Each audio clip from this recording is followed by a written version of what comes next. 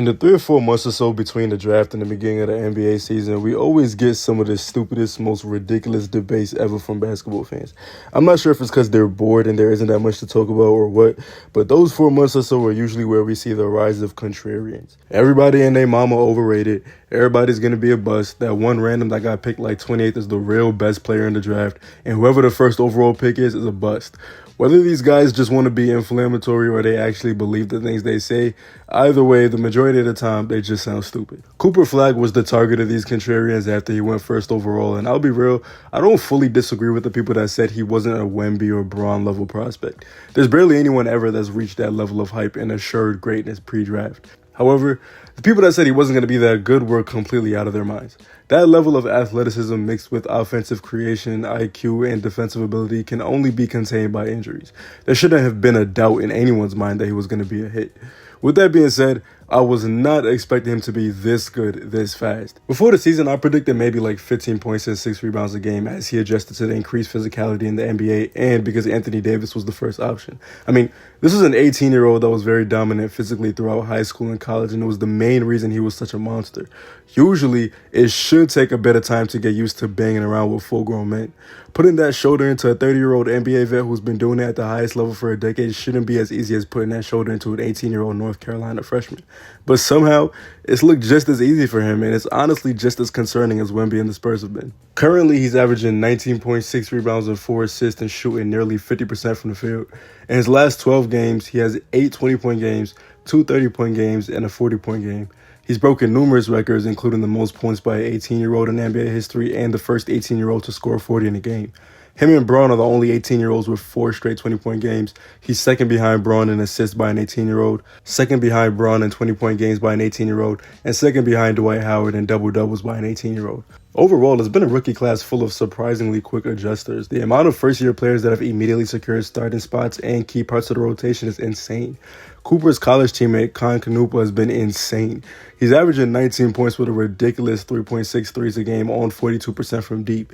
He's utterly obliterated the record for quickest to reach 100 threes in NBA history, doing it in 29 games while everyone else has taken at least 40. Him and LaMelo are building some insane chemistry. It's unfortunate that they're in Charlotte because you can almost guarantee that team will never amount to anything before one of those two leaves, but it's still been way more fun to watch than the Hornets usually are. Derek Queen is a starter in New Orleans, averaging 13, 7, and 4. Fears is also a starter over there, averaging 14, 3, and 3 on respectable shooting splits for a rookie. I actually like Fears a lot. He has a nasty handle. He has been kind of inconsistent at times, but that's normal for a rookie. Cedric Coward, or heavyweight Anthony Edwards, as I like to call him, has been solid for Memphis. VJ Edgecombe cooled off after his insane start, but he's still been fantastic. Recently, he's actually had his best stretch of the season so far, 4 straight 20-point games, shooting around 50% in that stretch. I think top prospects getting drafted to teams that don't need them to be their savior is always best for them in most scenarios. It often leads to overwhelming burdens too early and too much on their shoulders as they're developing. VJ is in the ideal position. He doesn't have to be the first or even the second scoring option. He can start his career as a key role player instead of as the heart and soul of a franchise that needs him to chuck up at least 20 shots a night or else the team will go 14 and 68. Chet got lucky going to OKC. I'd say Amen got lucky going to a team that already had a rapidly developing Sengun along with the very solid guys like Van Vliet and scoring options like Jalen Green ahead of him instead of the Trailblazers if they took him 1 pick earlier. Dylan Harper is like the prime example of another player that's gotten very lucky because he's been very key for San Antonio off the bench. A little bit of switcheroos in the lottery and he could have been rotten in Washington, forced to shoot 20 times a game, probably averaging a very inefficient 15 to 20 points. Instead, he gets to take it easy, at least by a rookie standards. He's the first or second guy off the bench for a contender, averaging 12, 3, and 3 on 46% shooting. Has 3 20-point games already, and his bad performances like the 1-point game where he shot 0 for 8 the other night aren't under a microscope because he isn't the focus of the team, and they beat up Washington anyway. It also helps that he's a very crafty and smooth finisher inside that gets to go up against Wemby in practice every night. I don't think it's a coincidence that him and Castle are so creative and elite around the rim. They have to be because they're fighting for their lives to get buckets in practice against that behemoth. All these guys are doing great, but Coop has somehow managed to still stand out even further amongst an elite rookie class. The high-flying dunks and insane athletic displays have been eye-catching, yes, but the craziest part about all this is how ridiculous he's been defensively too. 18-year-olds aren't supposed to have this level of intelligence on the defensive side of the ball. They're supposed to be bumbling around making rookie mistakes, losing their assignment from time to time, forgetting to switch, getting blown past here or there by the more experienced stars in front of them, and generally being liabilities. That's the norm. But it's been the complete opposite. Nobody can get their game off against this guy, man. He's too quick, too smart, and too long. Pause. I saw a stat the other day saying Flagg is holding All-Stars to 42% from the field and 16% from three. I'm not sure how accurate it is, and I'm not sure what they mean by All-Star. Like, are we considering players who've been All-Stars at any point in their career or just last season? Not sure, but whichever way you shake it, it's insane for an 18-year-old.